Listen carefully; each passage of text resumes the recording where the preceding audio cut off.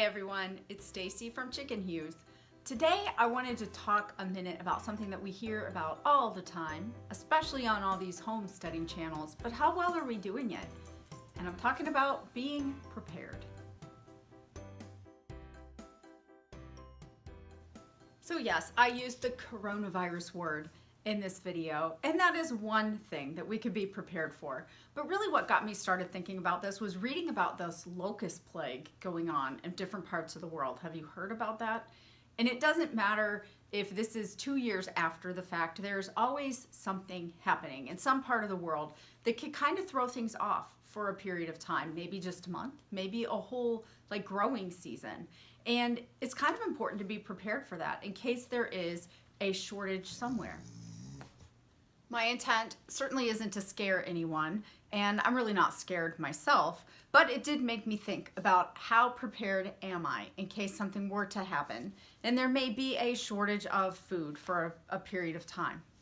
I'll be honest, some of this just comes naturally to me. I tend to be a natural planner, so my mind goes in these directions, but I also don't like a lot of stuff sitting around that I'm not going to use. So this caused me to really think this through a little bit. Our current philosophy tends to be along the lines of stocking up on the things that we grow in the garden that I know we'll eat, stocking up on things that we like that we may not have the following year, such as our homegrown peaches, or making sure that we have almost all of our meat covered for the year, which we usually do. When I thought of that though, I realized that if we couldn't get something, that we would kind of be out of luck with some things. And we could make do with what we have. We really could. The only thing we're missing here is kind of a source of dairy. So we could make it work, but it might not be everything that we really like to eat, but we'd survive for a little bit. And as I thought about it, it seems like there are kind of 3 windows of being prepared. Like your first might be that you're prepared to weather some kind of maybe natural disaster, a local disaster. For us, that would probably be a snowstorm or a blizzard type scenario where maybe we couldn't get out for a few days, or even, I kind of look at it as 2 weeks. That would be a pay period that we have, so trips in between getting groceries or getting paid. So that very short-term preparedness window would just be a couple weeks or a couple days where you may have to take care of every need that you have and not have power for that too. I'll show you what that looks like for us. Here's my shelf where I keep all of my supplies. I have no worries that we would easily make it through 2 weeks with what we have on these shelves. Also, we have water. Try to keep at least 2 weeks, and I'm a little low. I need to stock that up. I have a giant kind of 5-gallon thing, but I try to also keep enough water to keep us going. And remember, if you have animals, that's going to include them too. At any given time, almost always, unless it's really late spring, we have plenty of frozen goods to get us through something too. So with all that, and we also have a small generator that can keep freezers running or run our well pump if we need, again, for a small length of time, which really, as far as most things that are going to happen here, that's all we're going to need is maybe a week to 2 weeks at the very most. I would say that our power might be out. Then there's being prepared for a longer amount of time. And for us, that looks like kind of a 6-month time period is what I like to go by.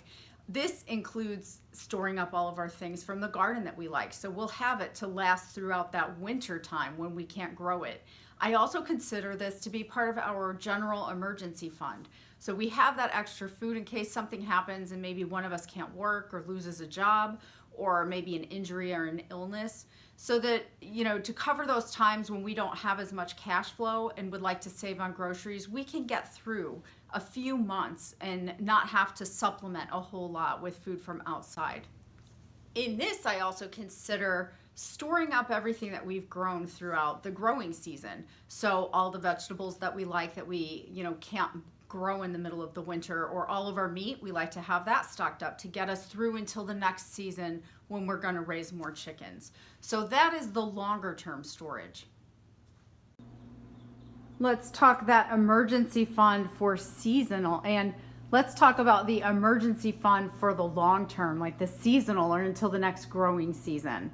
And this is where I have my jams or my jellies, and then like peaches that we don't get every year, my extra tomatoes and canned goods. We have plenty of chicken and broth up ahead, along with what's in the freezer ready to be done.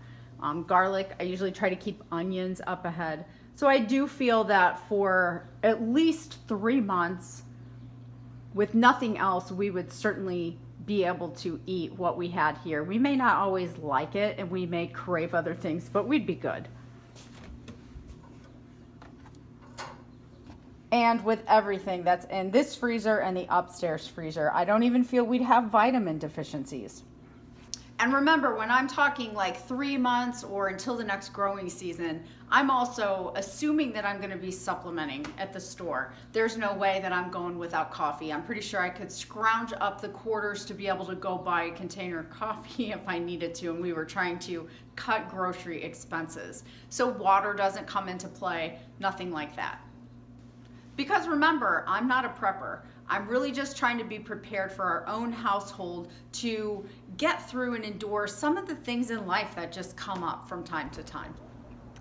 And I've spent the last couple years doing a lot of perennial plants and fruit bushes. So we have asparagus and all of our fruit trees and lots of blueberries. And I've got even trees that have like mulberry trees and some berry trees that have things we could also eat. Here is a big part of our preparedness plan. These guys help us out in the short term. These guys just about always pay for themselves for the most part, between selling eggs and chicks and adult birds. But the awesome thing that really makes your chickens a great choice are these things I have called broody hens, starting to go broody already. So I know that my chickens can keep up the flock and keep us in new chickens for meat or for eggs or whatever it is that we want to do, whether or not we have a power source to keep it going. A small disclaimer, I'm not a prepper. I could go crazy thinking of all the things that I would need to stock up ahead to keep us going for long periods of time. But what I am concerned about is being able to get through those short time emergencies that we need to. So there are lots of prepper channels and you guys are awesome. I love watching some of that stuff, but that is not me. That said, back to the locust or back to coronavirus or back to just some strange thing happening that makes it so that maybe food is very scarce for a long period of time.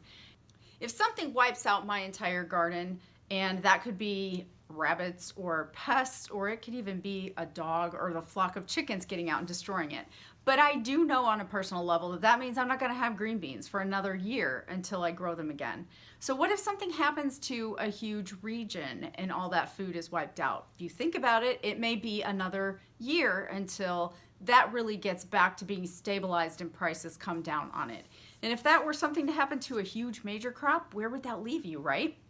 So I started thinking about it, and the fact that we really do not have long-term storage to just sort of get through something like that.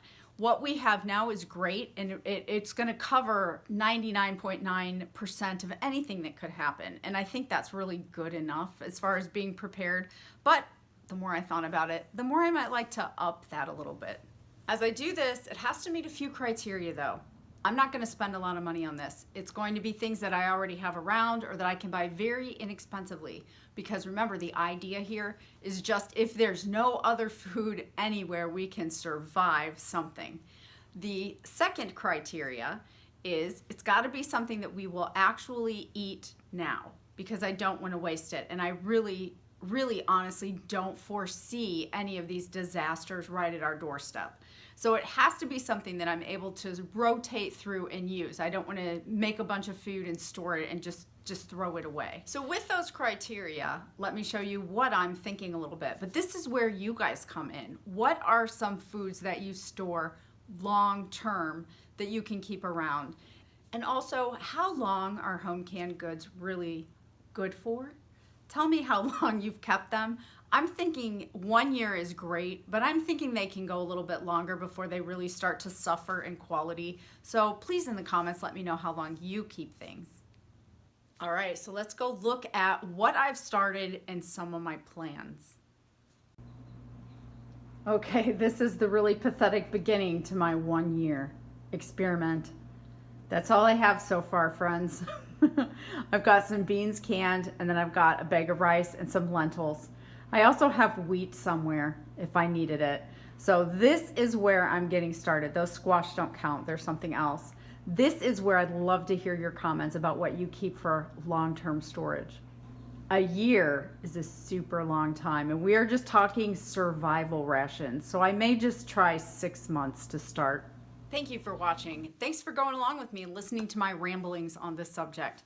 I really want to hear your comments down below and would love to see if anybody else wants to share what they're doing and their philosophies on this kind of being prepared from the short term to the medium term and then the long term. I'd love to hear what you guys have to say, and may even add some videos in the description of this if anybody wants to do some, and let me know about it.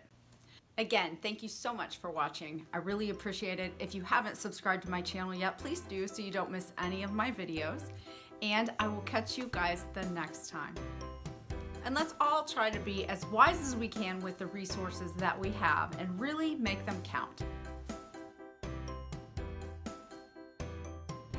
I should also mention that thanks to family and friends that know I love candles and an amazing Yankee candle sale they had going on this year, I ought to be set for candles for a long time too if something happens.